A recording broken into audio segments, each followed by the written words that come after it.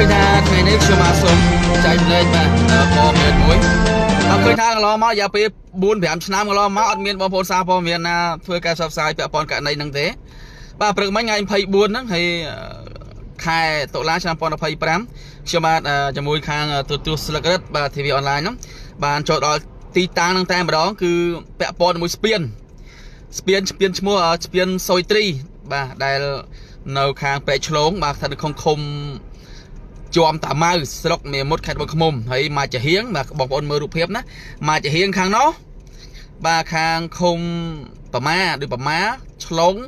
ស្រុកឆ្លងខេត្តកញ្ចេះមកចាហៀងមកខាងហ្នឹងបាទគឺខាងមេមត់អញ្ចឹងខ្ញុំឃើញថារយៈពេលដូចជា4ឆ្នាំ5ឆ្នាំហើយឈ្មោះម្ចាស់សុយត្រីឈ្មោះតាត្រីស្ពានតាត្រីហ្នឹងគាត់បានដាក់បារះយកលុយបាទដាក់ប្រៃលុយទាំងស្ពានហ្នឹងកន្លងមកគឺស្ពានរបស់រដ្ឋទេប៉ុន្តែវាមាននីការប្រជាពលរដ្ឋដូចមិនសូវមានការឆ្លងកាត់ឬក៏បាក់បែកពុកផុយយ៉ាងម៉េចអញ្ចឹងតាត្រីហ្នឹងគាត់បានជួសជុលកែច្នៃតិចតួចប៉ុន្តែប្រភពដើមហ្នឹងគឺស្ពានរបស់រដ្ឋឆ្លងកាត់ហ្នឹងគឺរបស់រដ្ឋទេស្ពានឆ្លងព្រែកហ្នឹងអញ្ចឹងតាត្រីហ្នឹងគាត់បានដាក់បារះហ្នឹងយកលុយទៅលើប្រជាពលរដ្ឋឲ្យធ្វើដំណើររយៈពេល4 ទៅ 5 ឆ្នាំហើយគ្មានអាជ្ញាធរមាតុកិច្ចជំនាញថ្នាក់ស្រុកខេត្តឬក៏ក្រសួងដឹងឮសោះគេដឹងដែរឬក៏គេធ្វើមិនដឹងទេអញ្ចឹងតាមប្រភពប្រជាពលរដ្ឋខ្ញុំបានសួរថាម៉ូតូមួយ 3000 ទៅមក 6000 ឡានតូចមួយ 5000 ទៅមក 10000 ហើយបើឡានកែឆៃធុនក៏ដែរ 15000 ទៅ 20000 ហើយឡានដឹកកសិផលធ្ងន់នោះអានោះរឿងផ្សេងយកផ្សេងទៀតអញ្ចឹងតើករណីនេះមានការខົບខិតពីអាជ្ញាធរថ្នាក់មូលដ្ឋានភូមិឃុំស្រុកខេត្តឬក៏អត់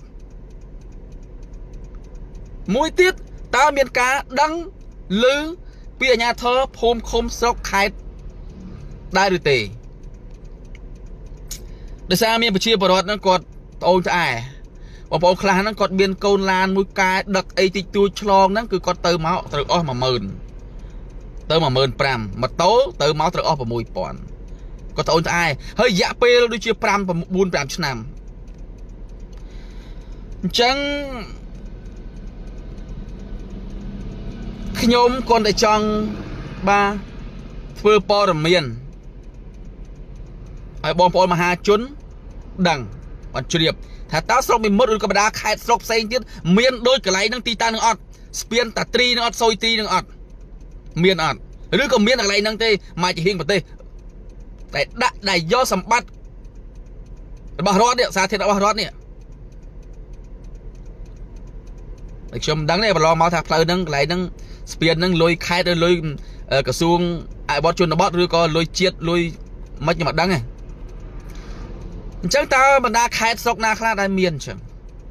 បែរជាយក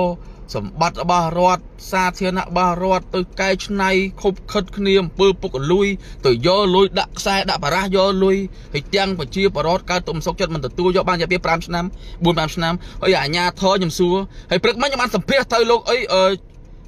មេឃុំអីជំហ៊ុននេះហើយគាត់ថាគាត់ធ្លាប់បានណែនាំហើយគាត់ប្រាប់ហើយជារឿយកន្លងមកហើយថាកុំឲ្យមានការយកលុយយកកាក់ប្រជាពលរដ្ឋប៉ុន្តែសុយត្រីនៅតែយករឿងនោះយ៉ាងម៉េចតាសុយត្រីនៅតែយកហើយមេឃុំបានប្រជុំគណៈអភិការឯភាពឃុំផងប្រជុំស្រុកផងថាស្នើសំណូមពរទៅ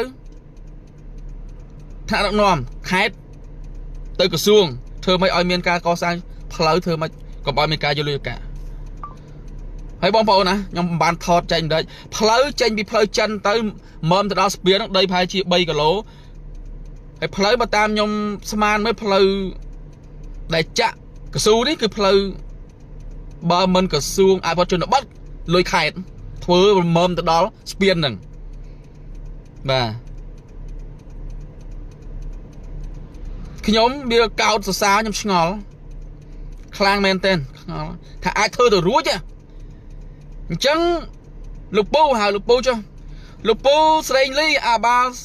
ស្រុកវិមុតក៏ដូចជាអេដាមប៉ែនរដ្ឋសំទោស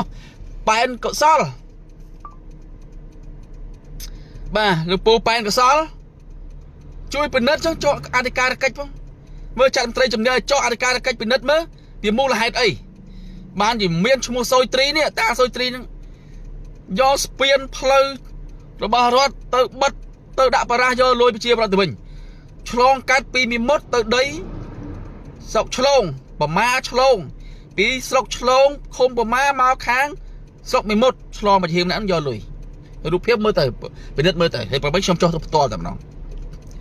នៅខ្ញុំគ្មានអីខ្ញុំមានសំណូមពរទៅដល់អាជ្ញាធរអ្នកស្រុកអ្នកខេត្តចែកនាំមេត្តាជួយពិនិត្យតាមដានឲ្យមានវិធានការបាទច្បាប់ផងបាទសូមអរគុណ